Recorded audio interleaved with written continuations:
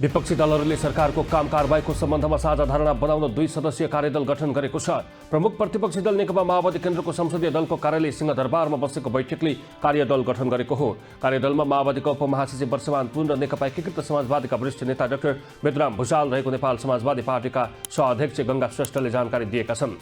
सरकार संसद छलेर अध्यादेशबाट अलोकतान्त्रिक स्वेच्छाचारी ढंगले शासन गर्न लागेको ठहर गर्दै दबाब दिने उद्देश्यले साझा ड्राफ्ट बनाउने निर्णय भएको श्रेष्ठले बताएका छन्।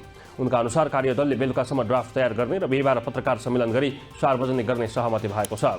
ड्राफ्टमा सरकारले ल्याएको अध्यादेश 6 महिनाको काम कारबाही, संसद अधिवेशन बोलाउने विषय, समसामयिक विषय लगायत समेटिने श्रेष्ठले बताएका छन्।